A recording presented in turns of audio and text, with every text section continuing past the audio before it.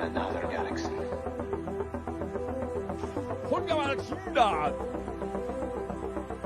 know they're out there. You know they're out there.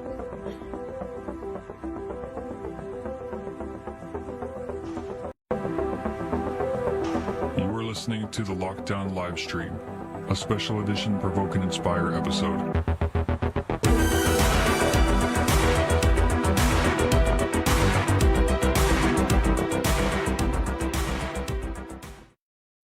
All right. Welcome to the Provoke and Inspire podcast, Lockdown live stream number 11. How about that fancy introduction? Everyone? I was beautiful. Wasn't that amazing? I was getting chills, Ben. I mean, I'm not kidding you. I was getting chills. I know. I was getting all misty. I was thinking, what a day we live in. We were talking, Luke and I, just before this. Imagine if this was 1997. Imagine if Blockbuster was at its heights, where baggy jeans were the rage, where Vanilla Ice was on all of our radios and the boom boxes were blaring. Boy, what a difficult time this pandemic would be at that point in time. That sentence made no sense. Well, it would have been better if it was like 1979 and we were all punks and then we just didn't care. It also doesn't make any riots. I mean, it also doesn't make any sense because I don't know what you're talking about. What I loved about that right there is that David, he didn't wait for you to stop. He just several different times tried to cut you off. It's but like, don't interrupt me when I'm interrupting you. Yeah. Okay, so I got something from Nigel because he understood that we're having a trained psychologist or pastoral counselor and conflict resolution specialist by the name of Mark Spencer.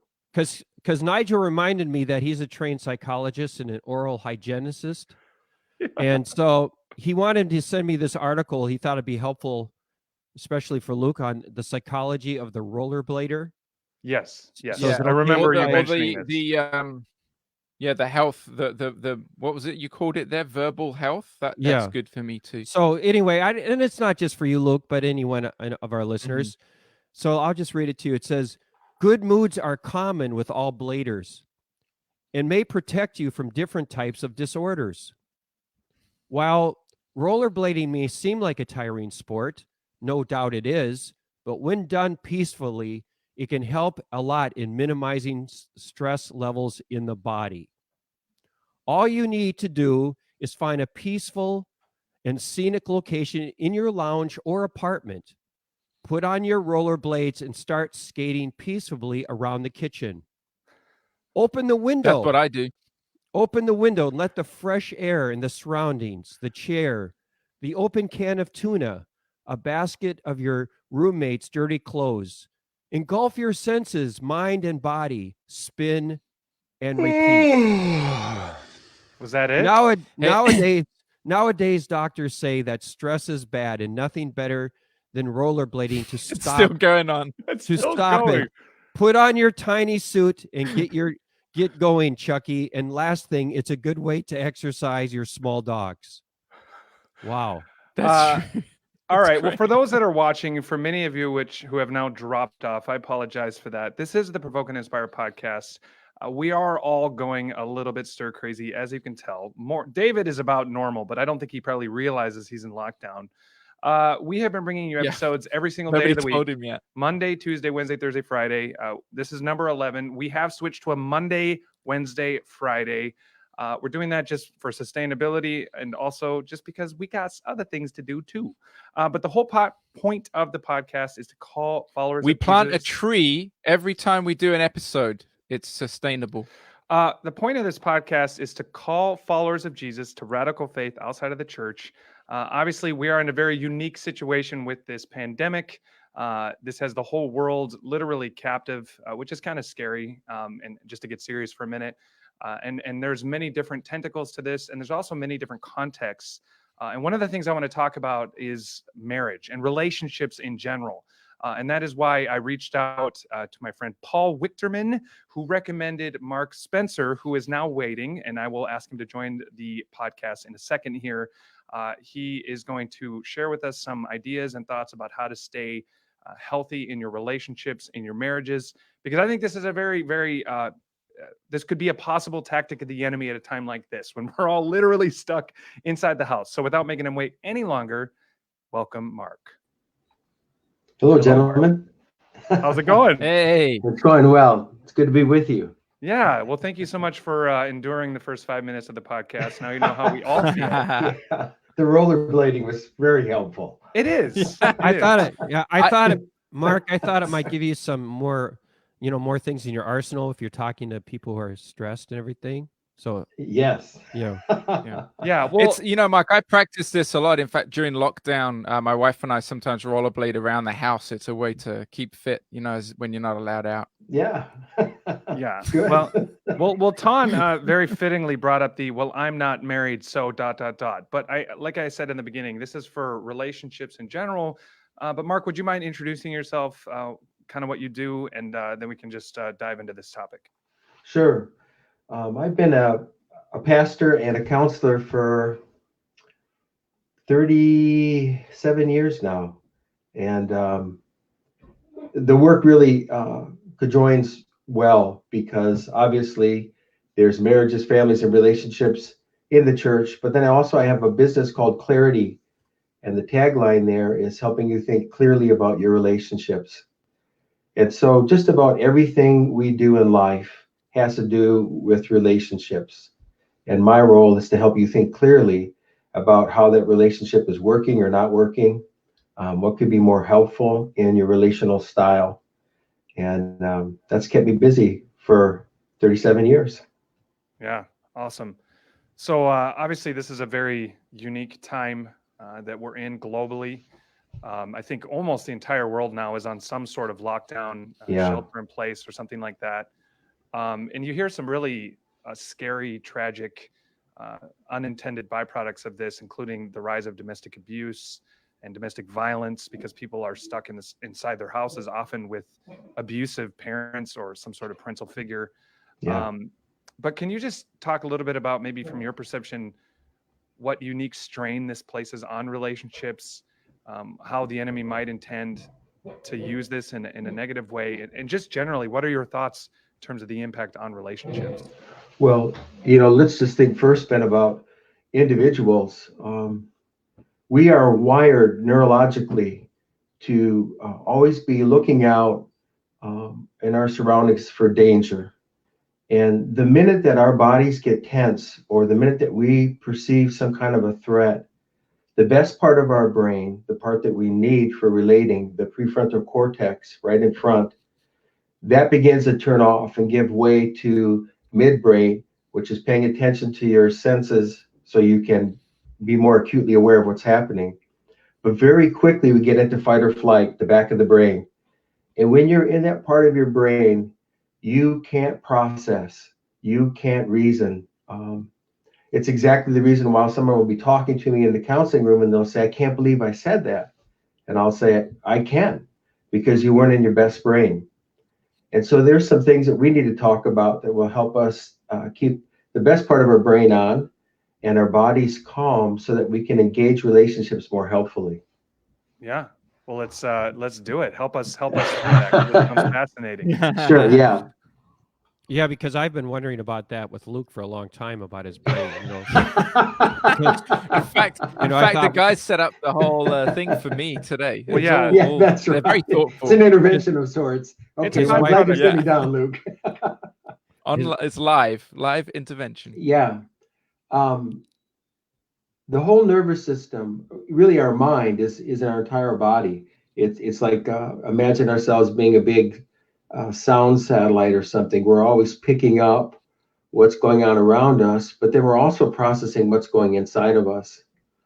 And the minute that we feel these tensions, and it can be that we're perceiving someone's mad at us, it could be something's unsettled or not normal, our body begins to register somehow. Our nervous system begins to say to our brain, hey, high alert, I think we're under siege. And once that happens, all of our senses are really engaged in trying to discern, are we in a war? So you'll see in all kinds of Christian bookstores or just regular bookstores in the marriage or family area, you'll see all these books about communication and conflict resolution. You can't begin to do that kind of work if your body is still revved up. So you have to begin to understand, how can I calm myself down? Where do I hold tension? What's happening in my breathing? Because as long as the body is registering that it's threatened, it's screaming at the brain, we're in a war, and you're going to act like it. Yeah.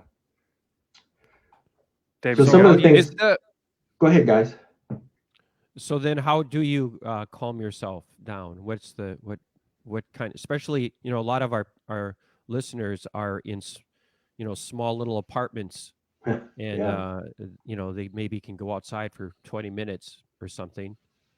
And so, how when you're in a really tight environment, and then you might have people with you as well in that tight environment, what kinds of ways can you do that? Yeah, good question, David.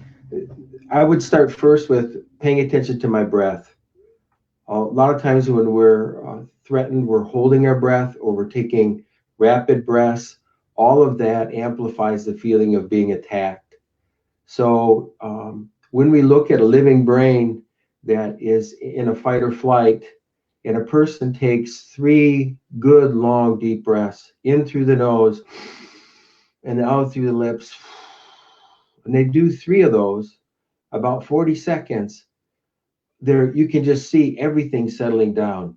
Their brain focus begins to shift. Their physiology begins to slow down. So just paying attention to our breathing is important, but also knowing where we carry stress. If we're stressed, are our shoulders up? Is our jaw tight? Is our throat tight or our stomach tight? Just paying attention and relaxing those will help slow down this fight or flight feeling. I think part of it, combined with that physiological side, is really reflecting on Christ's words as he gets ready for the cross. He tells his students to abide in him. And that's weird language to think, like, how are we going to live inside of you? But I think what Christ is talking about there is learning to abide in his presence. We can't do that when we're revved up. But if we calm down, it's the idea of be still, be still. Yeah. Mark, what would you say about the very particular, specific situation we're finding ourselves in right now? And it's interesting. I think a lot of people have been thinking this through and talking about it. It's stuff that we don't often bother about too much when we're busy with our day-to-day lives, going out, working. Suddenly everybody's at home now. Like one of my friends posted last week, he said, I think some parents unfortunately have just realized they have kids at home, and there's stuff like this going on where people are are realizing what, and they're spending a lot of time together. I had one friend actually share a post just yesterday, and he was looking at that passage in 1 Corinthians 13:4-7 about love. Love is patient, love is kind, it does not anger easily, and that whole aspect of it. And he was saying, how can we practice this today? I've got kids at home, we're at home 24/7, and I think people are, even the best marriages and families are learning new things as we spend more time together, and sometimes under, as you're saying, under stress and stuff. But do you have any tips on how we could be putting that more into practice? How to learn this love that the gospel teaches, that the Bible teaches, that is patient, that is kind, that is not self-seeking, that doesn't easily anger. I'm reading through that verse right now. So yeah, what would you say into that for people that are struggling with that right now? Yeah, that's a great passage to work from, Luke. When Paul begins to elaborate on love, he says love is patient. And patience is learning to put yourself on hold. And the best people, the best practitioners of love are people who are able to pause, put themselves on hold, and then engage in a more kind fashion to understand what's happening. So there are some things that, this is, guys, it's crazy, isn't it? I talked to my mother who's 87 years old, asked her, have you ever seen anything like this? Never. So what that means for us is we are in the unknown zone. We love the known zone. If you imagine 3 concentric circles, the centermost circle is our known zone. That's our groove. The world, according to Mark Spencer, is a really cool place. Yeah. But Mark Spencer shares his world with Betsy Spencer and has for 38 years. And sometimes we've got to figure out, how do we do this world together? And that takes us into that second circle, which is the learning circle. And if you're learning, it's all new. And learning naturally causes anxiety because our brains love routine. When you guys walk into the places where you are recording right now, what you're actually seeing is brought up from the back of your brain. About 2/3 of it is brought up from the back of the brain. It's why when the lights go out in your house, you can find your way around because you know that. Well, we've not been in this place before. So we're all scrambling a bit. We're all anxious a bit. And so learning to put yourself on hold automatically opens up a new space to practice kindness. Yeah. Yeah. I would say this too, Luke, if I could just jump in with one other thing. Dr. John Gottman has done a ton of research at the University of Washington on highly satisfied couples. And one of the things he discovered was that the ones that are the happiest couples will recognize one another's emotional bids. An emotional bid is when, Luke, you're turning to a friend and you're hoping that he catches the look of need on your face, or she catches the look of need on your face. You're hoping the person gets you. And when you're in a good friendship, you start to read the signals and you turn towards one another. And what Gottman discovered is the happiest couples turn towards one another about 3 times more than the unhappy couples. If in these crowded spaces, if we can put ourselves on hold and really pay attention to what that look looks like or the need that's demonstrated and turn towards it, it does a world of good for all of us. Yeah. Yeah. It's the neurological stuff is so fascinating to me. I mean, that's why they say the majority of car accidents happen within a few miles of your house, right? Because you look down the road and think it's open because you've seen that road open so many times, and you pull out and it's not open. Or or they say time feels to slow down in crisis because you're taking in so much more images to try to process and survive. So from that aspect, it's so amazing. That's why I moved, Ben. All those accidents happen close to my house. Exactly. Yeah. Can you speak into this? So, okay, here's a classic, male female dilemma, which is that there's the fixer and just listen and just, can you just be empathetic? And one thing you said is we've never been in a situation like this ever. And so my tendency is to want to, okay, we're going to be all right. We're going to make a plan and we're going to get through this and we're going to create a system and a structure and you do this and we do that. And I can sense sometimes in my wife, like, she's just like, dude, like, just chill. Like, we've never been in a situation like this. Can it be okay that we're a little freaked out? Can it be okay that this is a little unusual? So can you help parse the balance there? How much can we accept that this is unusual and that's actually a healthy psychological thing to do? And how much should we not necessarily look to solve some of this in the sense that make a plan and create some structure and quote unquote fix it? What's the right balance there? Good luck. Yeah, that's a good question. I don't know that you can find a balance. I think there's this rhythm. There's some days where my wife really is probably offering me more kindness and space than I'm offering to her. And then there'll come a day where I can do the same. But you mentioned something that's really important, Ben. One of the reasons that there's a lot of tension in homes right now is because we strive differently. And we psychologists are interested in striving. And you said it, you want to get a plan and can we do something? And that's one form of striving. Let's get going. And then almost all the time, opposites attract. And so your partner is going to be the opposite of you. It's going to be like, what are you doing, dude? Just sit down and shut up. and now you've got to live together, and you're doing it so differently. So there are some practical things. One of the things that we talk about when we do premarital work is teaching the couple to do a communication time. and it's not a date night. It's more like a business meeting. Let's talk about the rhythm of our life. Let's talk about what's working at home. Let's talk about how you're doing. I'll tell you how I'm doing. Let's talk about our money. And if you'll have a space, you need about an hour a week where you can sit down and check in and say, how are we doing? Do we need to come up with a plan? Are we okay with just adapting day to day? I'm working remotely from home. Can we figure out a schedule? So you watch the kids for 2 hours and then I'll watch the kids for 2 hours. When you're out of the heat of the moment, you're going to have a better brain to plan. And that's probably the best time to do that, Ben. Yeah, So, exactly. this, I don't know, Mark, but Luke just texted me a question, and I'm not sure why he won't ask it directly.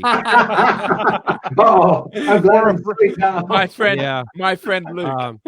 So anyway, maybe it's another Luke, but I don't think so. But what he said is, my wife Anya has been social distancing. I think we know which Luke we're talking about. Has been social distancing from me for almost 2.5 years. And so, I've had some issues with that. This is from Luke, but I'm learning how to deal with it. But when is it all right to have some social distancing from each other? So I think part of it is recognizing, to go back to Ben's thought earlier, you can get in a bit of a cat and a mouse situation. There's going to be one person that wants to talk about problems right away, and then the other person needs to go and think about them. And again, when you're not in the heat of that moment, to have some kind of a plan. My wife is, let's talk about it right now. And I'm a guy that needs to go for a walk in the woods, and I need to think on it for a couple hours and come back. Otherwise, you're not going to get the best version of Mark Spencer. So we have an understanding that when she engages and she wants to problem solve right away, I'll stay in it as long as I can.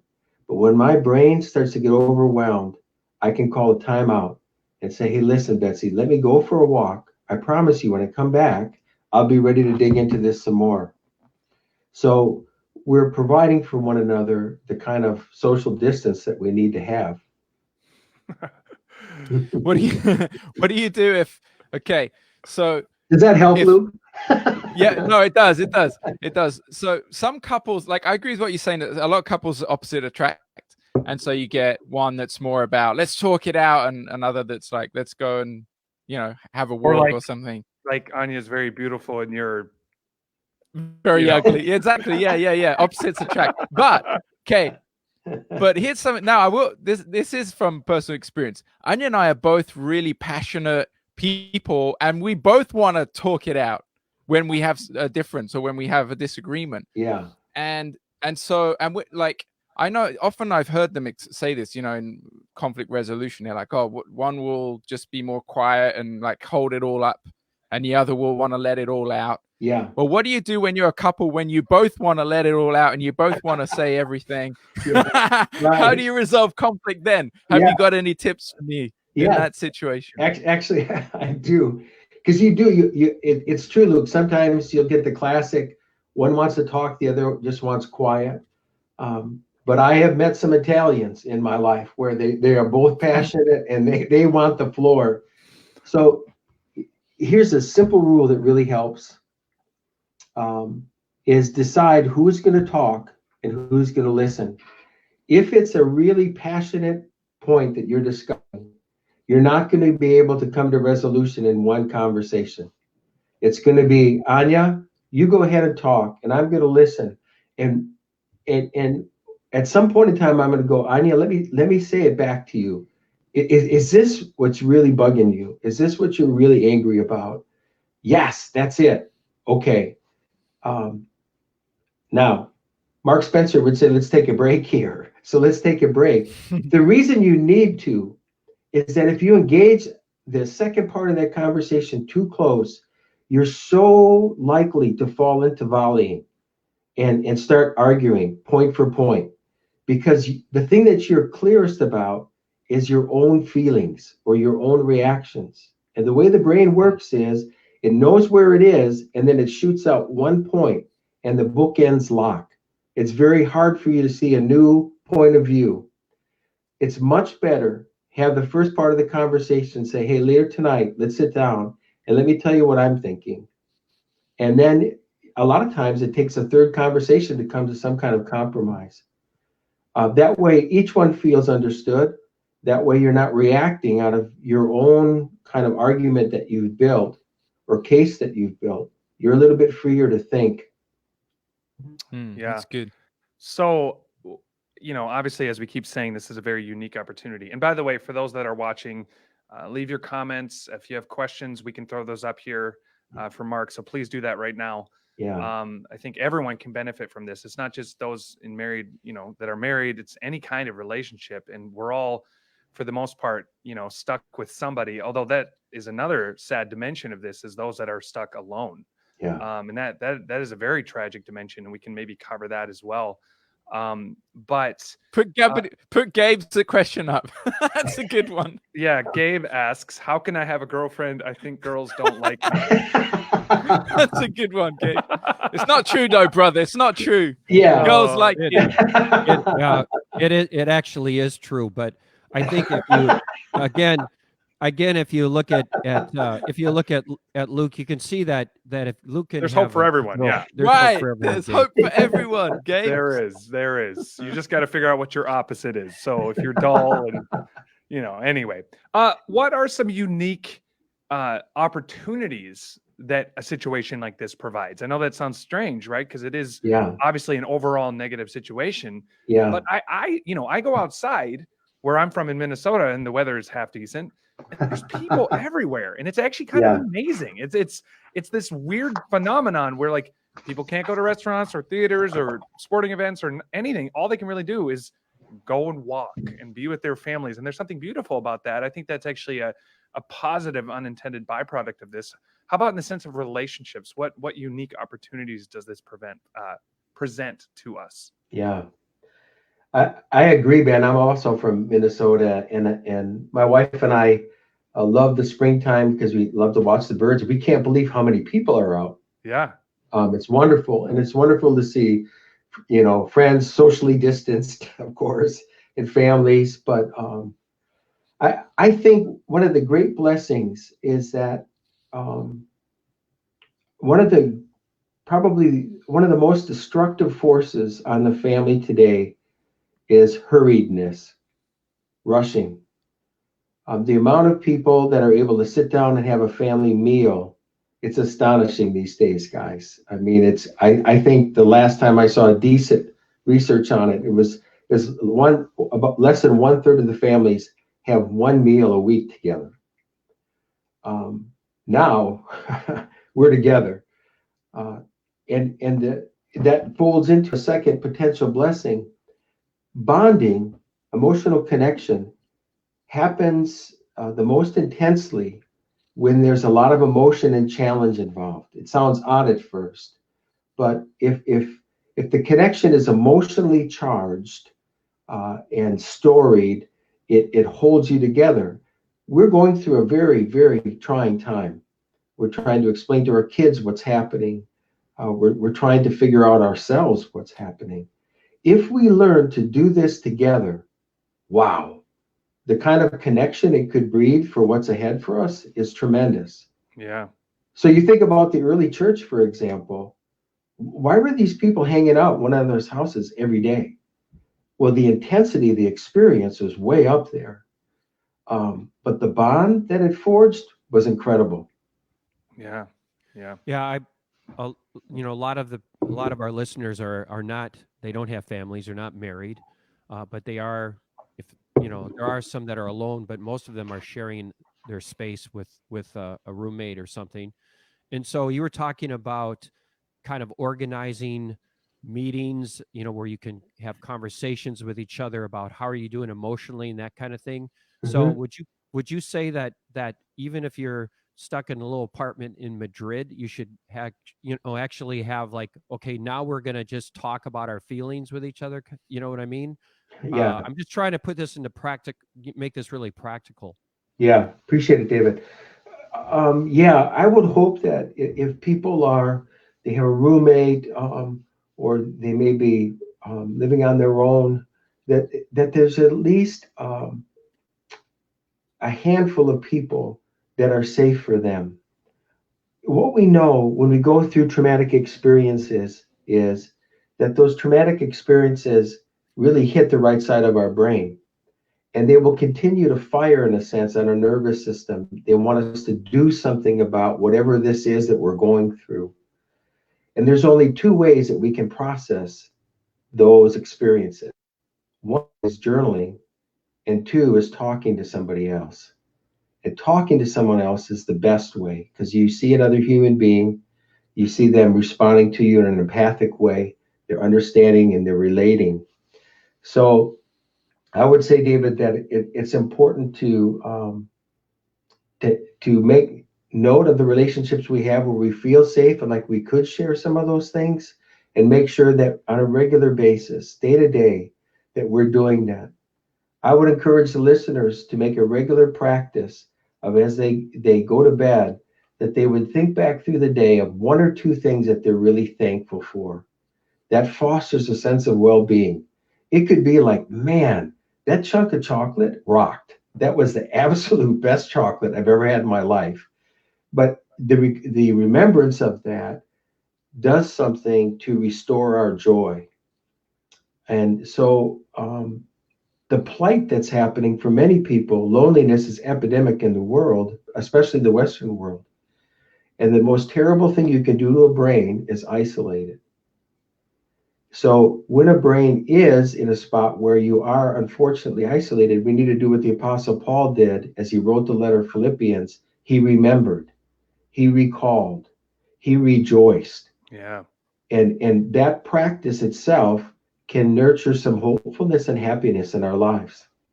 Yeah, absolutely. That's cool. Just a relevant question from Veronica. How can I have a boyfriend? I'm self-isolated in my apartment. Hey, we live in the age of online dating, so there you go. A better place and time than now. That's right. All right, The other day I heard on BBC they set up some kind of blind date thing during lockdown, and it's kind of funny though, because they interviewed a couple one day, and they were saying, yeah, we're going on this blind date, we've never seen each other, never met, and then they wanted to interview him the next day, but then the next day they couldn't get hold of the girl, they could only get hold of the guy, and he was like, oh yeah, it didn't go so well. It went good until she saw me, probably. Yeah. And if you're gonna have to do interviews on like a news, that's not sad. the best time for a date to not go well.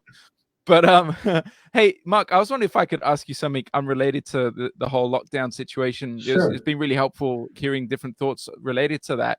But I've also heard that you have often worked counseling pastors or leaders who have gone through moral failure, whose marriages have fallen apart, or who have, got into adultery and that sort of thing.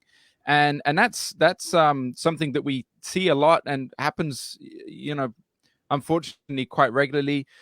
And I've been wondering, are there some things that you have learned talking through with people that have gone through different situations like that, the mistakes that have been made?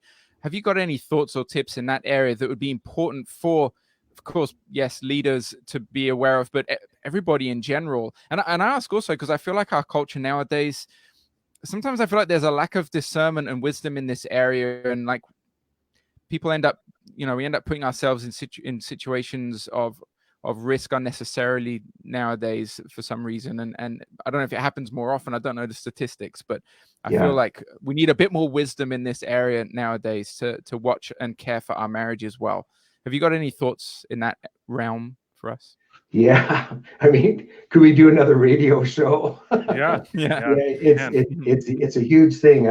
I've had the unfortunate experience of working with 27 fallen pastors. It's not something I signed up for. It's these people found me somehow and dug into it. And there's a couple of themes in each one of these cases. Number one, talk about loneliness. They had no one that they felt that they could tell, this is what's going on in my life. There wasn't a single person. And I applaud the efforts of someone like a Brene Brown, I don't know if you guys have been watching her on TED Talks or listening or reading her stuff, but she is the researcher that's really helped the world understand how we can disempower shame. And shame is rampant in the church. We have such high expectations, we don't know how to talk about when something's not going right in our lives. Well, we've got to create a safe place where I can come in and I can say, "Hey, Ben, hey, Luke, David, I'm messed up. This is not going well," and be able to do that without fear of being rejected. The greatest fear that we have as human beings is being sent away alone. That's hell. You're on your own. Good luck. And so we've got to create a place within the church, irregardless of our position in the church, where we've got a group of people we can be vulnerable with, to be transparent. Because if we walk in the light, as He is in the light, we have fellowship one with another. Yeah. So that's critical. I think the other things that are happening recently, the fellow that wrote the book, I Kissed Dating Goodbye, and some of the things that went sideways there. There was a plea from another person who's a Christian musician saying, listen, we've got to stop putting leaders on pedestals. And I agree. I mean, the fact that I'm a pastor doesn't make me invulnerable. I realize that, I have a Christian responsibility to endeavor to live uprightly, absolutely. But I'm going to struggle, just like the next person's going to struggle. And I have to have some place, a community where I can struggle through that with. Yeah. Yeah.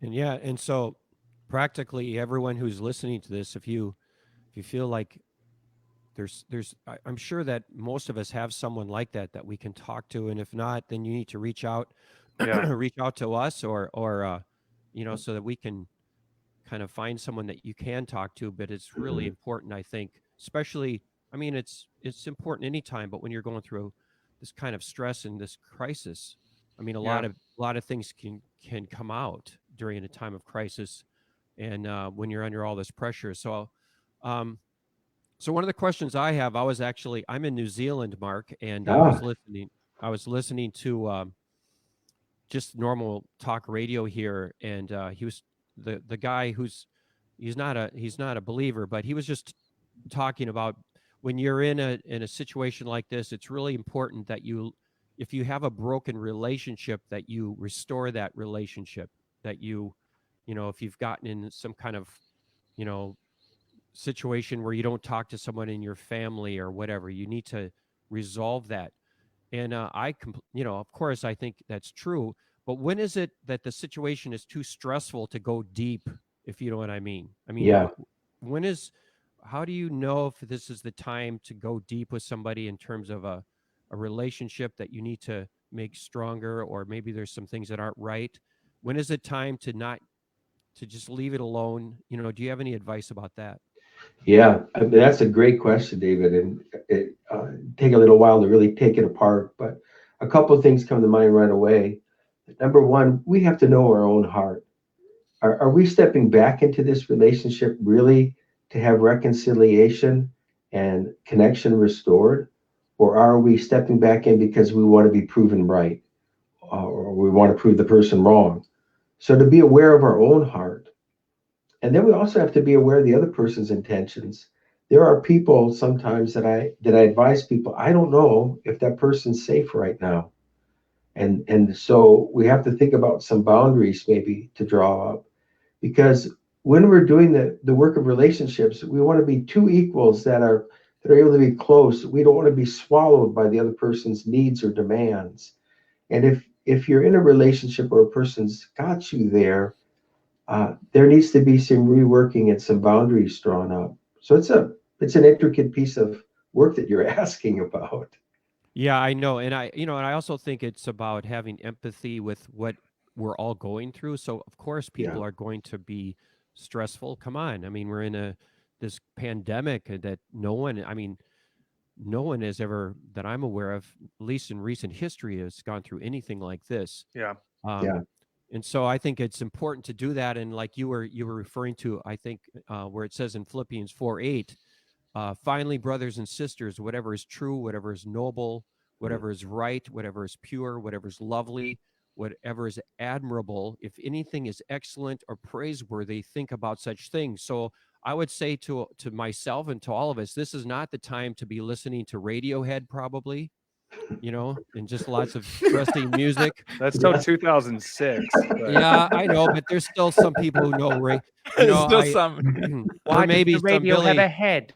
or maybe Billie Eilish then, who's, if she's depressed. Okay, I'm bringing it into the modern world. Thank I you. think we need to not fill our I can do that where I'm like, man, the world is just so dark. And then I just kind of find depressing music to listen to just kind of get into the vibe of it. I know that none of you guys know what I'm talking about. Hey, I had a whole goth scene. I did that for years.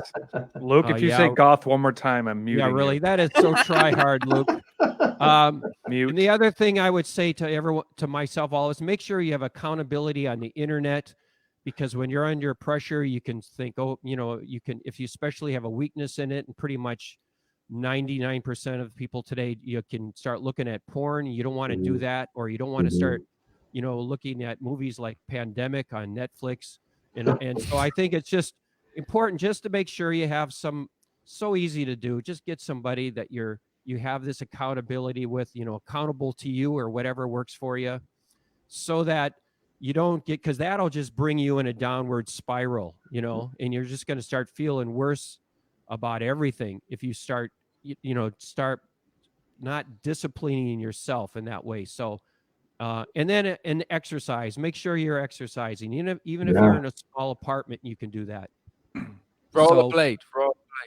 You can rollerblade, you can. Hey, so I have one more question, and it's, I don't know, I don't think it's tangential. I think this is interesting because this morning I was praying, and I know you mentioned this idea of we need to be in unity, and we need to not, one person's needs to not envelop the other person's. There needs to be that symmetry there and that mutual relationship. And I know this isn't going to be a popular thing to say in our overly politically correct age, but I sincerely felt from the Lord, like, it's okay for me to carry more of this weight as the man.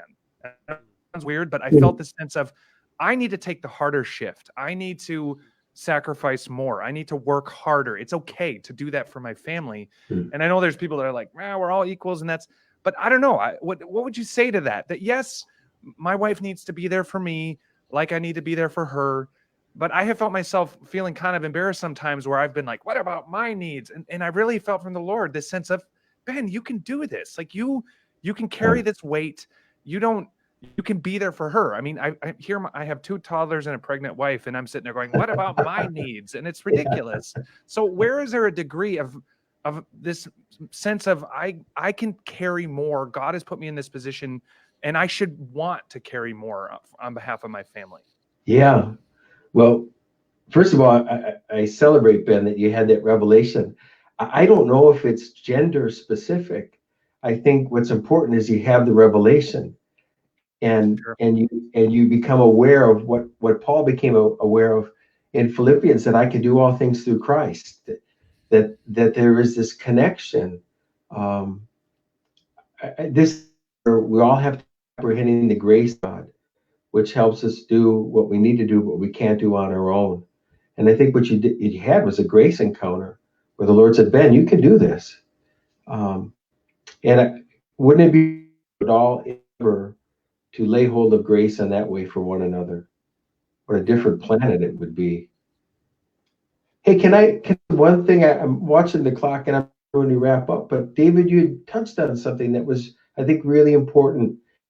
All stress that we're under, when our body gets activated with stress, there's over 100 chemicals that get dumped into our blood, and they're all designed to make us move, fight or flight.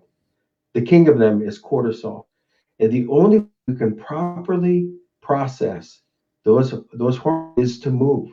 You need about 20 minutes of focused movement. It can be anaerobic, it can be aerobic, but there has to be this scenario where your brain knows that you're in charge of the action that you're doing right now. About 20 minutes of it will metabolize those. Otherwise, those hormones stay in your bloodstream, pulse your nervous system. And that's why we have so much stress related in the Western world, is because we're sitting a lot and we're not moving when these can't exert themselves. Yeah. Yeah. Amen. I'm all about that. My wife is a group fitness instructor, and Well, get ready. she's You know, and channeling all of that motivational energy on me, and I'm feeling the burn. Yeah, it's funny. That was not My- a political statement, by the way. Just getting back to what you said, Ben, I've been feeling the same way. It's like, come on, carry more of the load. So I have been feeling that as well, and not just for where I am here in New Zealand, but in general. Yeah. I need to be doing that more. So that was really, I felt the same kind of thing. Mark, I have one Final question. I got a text from Nigel. He said that he loves everything that you do, and he's tried to get counseling with you, but you refuse to help him. So I don't know what's happening with that. But he wants to know. So this is his question. It's not mine. I'm not responsible for his questions. So Nigel wants to know, how have aliens impacted your counseling with Baptists? It's a good question. That's a whole other session, Nigel. I guess Yeah. that's a non-answer, Nigel. Sorry about that. Nigel, no answer today. Anyway, hey, Mark, thank you so much. We Yeah. hope you and your family are doing well. We really appreciate your expertise at a time like this. And I think one thing that would be cool for our listeners is if you just pray health over our relationships, that what the enemy intends for evil in a time like this, God would use for his good. If you could just close us with that prayer, that would be a real blessing, I know. Yeah, I'm grateful to do that. I was actually hoping to do that. And I want to thank you guys for your work and for just the idea of enlisting. How can we help one another? I deeply appreciate it, guys. And I love your sense of humor too. So It's the way we get through it. yeah, Good or yeah, bad times. it's good. Let's pray. Lord, we thank you that although we're caught unaware, you're not. We have a God who sees. Not only sees the mess, but also sees us in the mess. Remind us right now, you see us, you know us, you hear us, you want to help us. I pray that as we move through this, that we would move through in a way where we're very aware of your presence. We're keenly aware of your grace, and we offer that to one another. I pray, Lord, for the church, that people would really see and they would say what you told us they would say. They would know we're Christians by our love. Yeah. Let it be so. We pray this in your name and in your honor. Amen. Amen. Well, thank you so much, Mark. Amen. Thank you for those that listened. We're going to be doing this Monday, Wednesday, Friday. I know we did it every day. We need to kind of bring it into a manageable output here. But you can listen to this episode. It'll come out tomorrow. Just type in Provoke and Inspire on iTunes, Google, Spotify, Stitcher, everywhere. Leave us a rating, leave us a review. That helps with exposure of this podcast. And check out past ones. We had an amazing conversation with Brian Head Welch not too long ago, A.R. Bernard. We have lots of guests coming up here in the future. So we look forward to bringing you this content. Again, our heart is that you would be bold for Jesus outside of the church. And one thing I know for sure is that Jesus would be in the middle of this mess with us. So anyway, thanks for listening, and we'll talk to you next time. Thanks, Mark. You are listening to the Lockdown live stream, a special edition Provoke and Inspire episode.